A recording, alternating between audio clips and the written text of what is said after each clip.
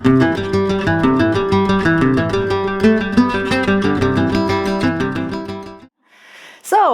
coming to our next one, the impact of cruise, the impact of cruise in a destination. Peter, the stage is yours. Please tell us a little bit about you, and then you can start. And here, this is. Do you want me to use a microphone, or if it's? Yeah, yes? I think it's better. Okay. Yeah. They're recording. Okay. And here's some water. Yeah, thank you. My name is Peter. I used to own a destination management company for over 30 years, specialized in cruise handling. I'm a consultant in ports and in destinations and product development for the cruise industry, but also I'm a travel life coach and auditor, and the same for green destinations. So I allow myself to be the devil's advocate. I will put some triggers on, create some awareness. I did a similar presentation last month for the CLIA conference, the Cruise Line International Association. So it's just creating awareness and make you think, hey, is that right or is it true? Before I start, I have a question. How many of you think there are more than 2,000 ocean cruise ships sailing on the world? There are only 400, 350 to 400. Then another one, how many cargo ships? If I say 25,000, more? Less? Less? More? There are about 60 to 70,000 cargo ships on the ocean. So why is everybody talking about cruises? The impact of cruises. It's still the fastest growing sector in the tourism industry. And 85% of people who are doing cruises say they will return to cruises. So it's a self-fulfilling prophecy. There will be more cruises and more people joining cruises. The capacity on the cruise ships is growing, and it's not going away. So we have to find a solution to make it sustainable and make everybody happy.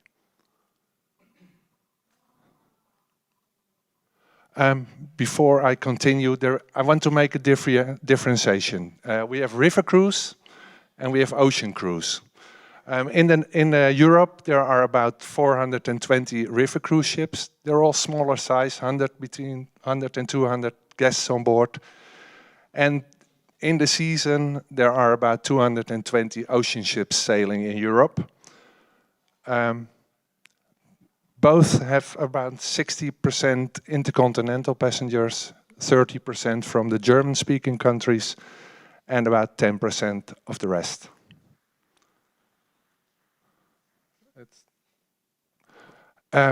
Why are cruises under a magnifying glass? Because if you look at the total number, in Europe there were in 2019, which is the benchmark for all of us, 745 million passengers.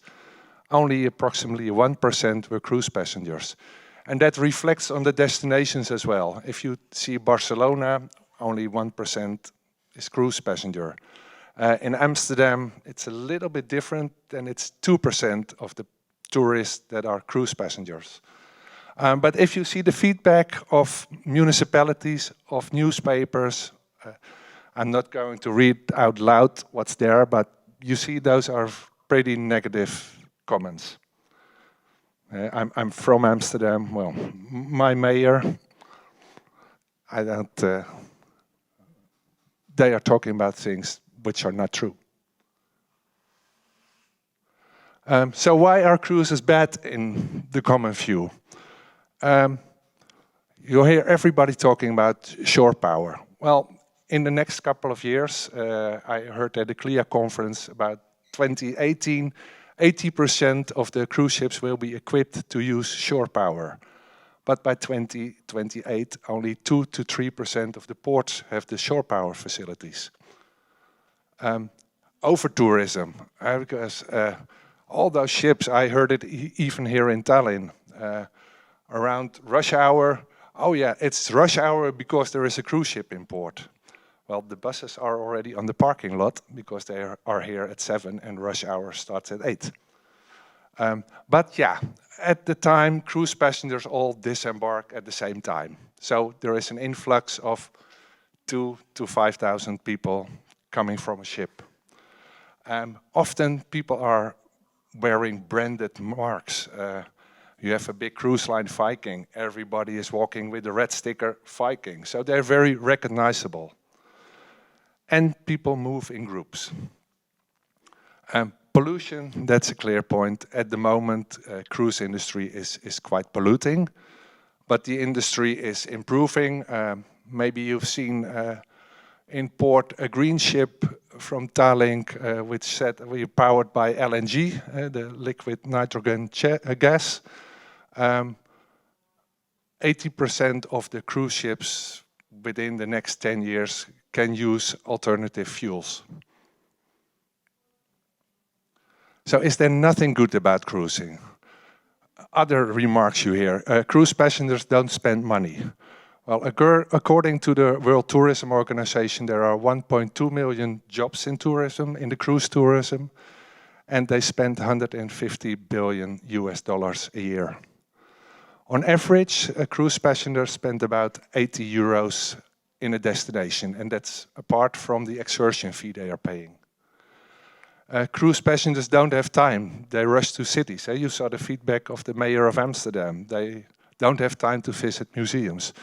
Well, on average, the ship stays 8 to 9 hours on a what's called a call. So that's just a stop in the itinerary. But there are also ships who stay, who do overnight, so stay longer in the town, and especially when there are turnaround ports, so ending of the itinerary and the start of a new itinerary. And in those turnaround ports, about 50 to 60% of the people spend at least 2 or 3 nights prior or post their cruise. So there's a lot of expenditure, but that's not visible somehow. And a lot of comments is that cruise passengers misbehave. They cause nuisance. Well, I live close to Amsterdam. Passengers who do not cause nuisance are the cruise passengers, because they are interested in history and culture, and most of them are at an age group. They don't party till 4 a.m. They are in bed by 10. And there's a difference between river and ocean cruises. In the river cruise in general, excursions are included. So there is a higher participation in the excursions. In ocean, people have to buy the excursions, but the majority will either book an excursion through the cruise line or make their own arrangements, and hardly anybody stays on board in a port. A cruise passenger is an easy manageable group. Itineraries are known 2 to 4 years prior. Nowadays, with the modern technology, everybody wants to make sure they can book the excursion they want to do. So they book 9 to 3 months prior to the cruise. And the cruise lines have all the data about booking behavior. So for the destinations and for the destination management companies, talk to your cruise lines. They have information available, and you can participate on deployment of guides, of coaches, make reservations in museums, not on the very last minute, but way prior. And work together with the cruise lines for everybody involved, all the stakeholders, the port authorities, the suppliers, the cities, the DMOs, traffic control, because there is so much information available. And the cruise lines now realize that they should be happy that they're still welcome in destinations where, let's say 10 years ago, the destination should be happy that the ship was visiting them. Maybe you know Dubrovnik. There was a huge problem of over-tourism due to the cruise industry, way due to general tourism. But the city, CLIA, the Cruise Association, sat together and they come up with an arrangement that not all the ships arrive at the same time, but they arrive staggered, and they arrive at different days of the week instead of all coming at the same day.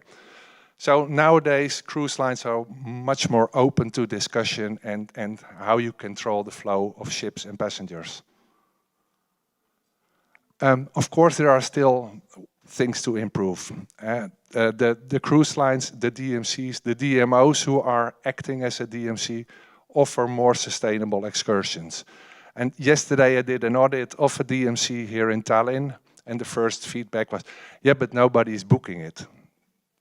Might be true, but you create awareness. If there is every year a few sustainable excursions in the program, people become aware, and maybe year 0, nobody's booking it, but year 1, maybe 10 or 20 people are booking it, and over the years, more and more people are booking those sustainable excursions. Communication, inform the stakeholders, the local people, the shops, what is happening, what is coming. In my hometown, Zaandam, which is just north of Amsterdam, there was an overflow of river cruises coming from Amsterdam, but nobody was aware. So suddenly there were 4 or 5 ships every day in the city center. So all the people living there, what's happening? If the city would have informed those people, hey, this is what's happening, Amsterdam is doing construction work, so we have an overflow of ships, then people are aware. Involve the local people. I had the past year in a few smaller ports in the Netherlands, I could arrange a river cruise ship, and we had an open house. We invited all the local stakeholders, come on board, see what's happening, see what the product is. Because if you ask people on the street and even politicians talking about cruises, they've never been on a cruise ship, so they don't know what the product is. For the ships, the tour operators spread the departures. Why should all the excursions depart at the same time? There are people who are awake early. There are people who want to sleep in. So make staggered departures of your excursions.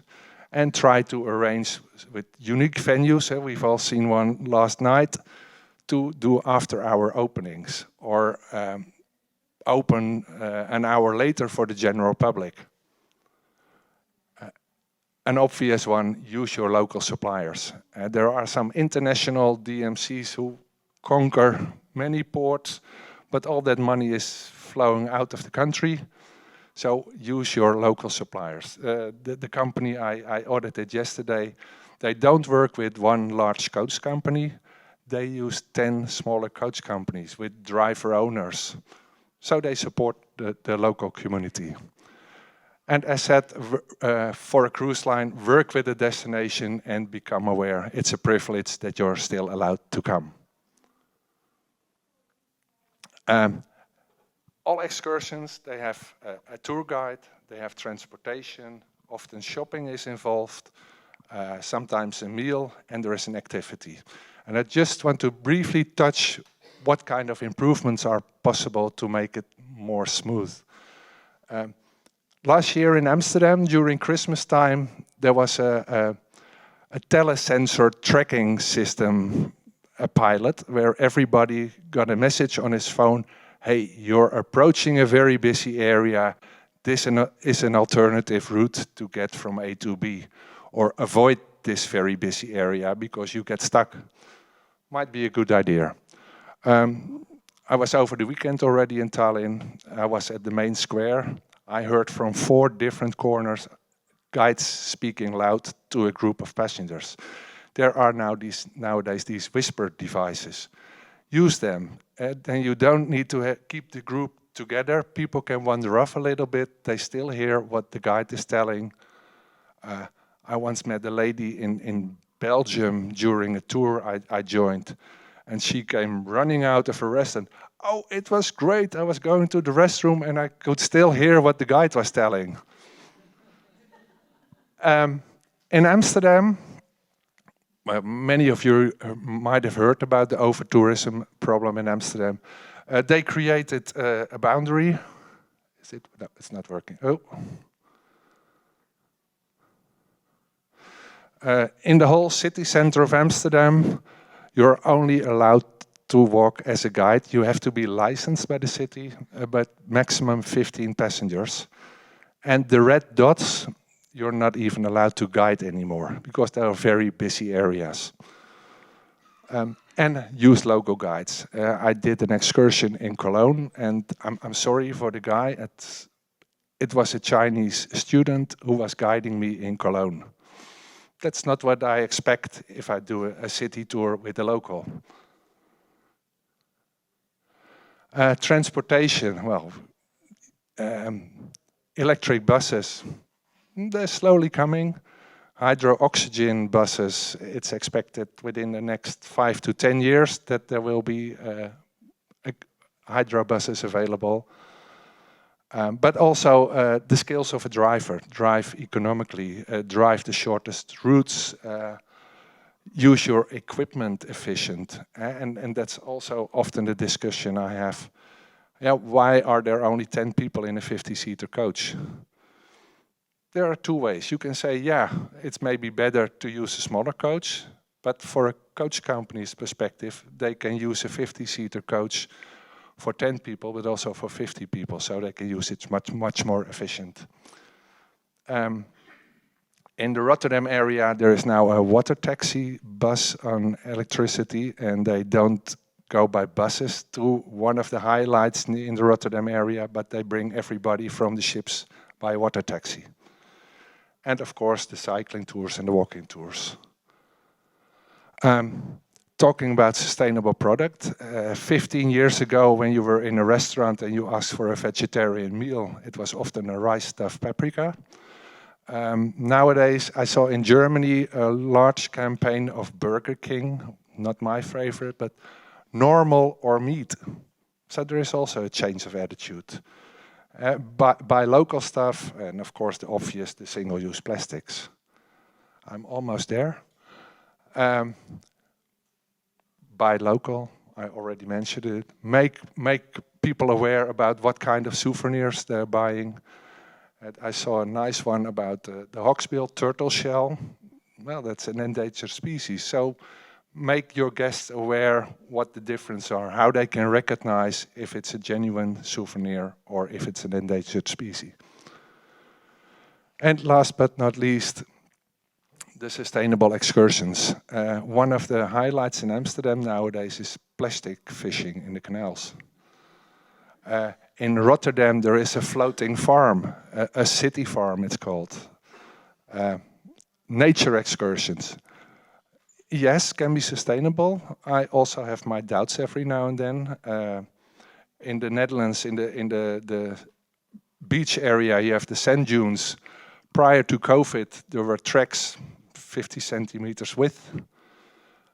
During COVID, everybody went into nature, so now those tracks are 2 meters width.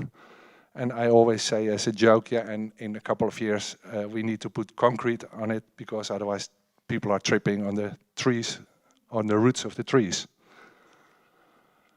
That's what for me. I want to close with a positive thing. CLIA research showed that 6 out of 10 passengers say they have returned to a destination they first discovered during a cruise. So there are returning guests. I'm not sure if it's 6 out of 10. It might be for some destinations, but even if 2 or 3 out of 10 are returning and spending more time and more money in your destination, I think it's a benefit for all. Thank you. Oh, you can leave it on. Yeah, yes. Thanks, Peter. No problem.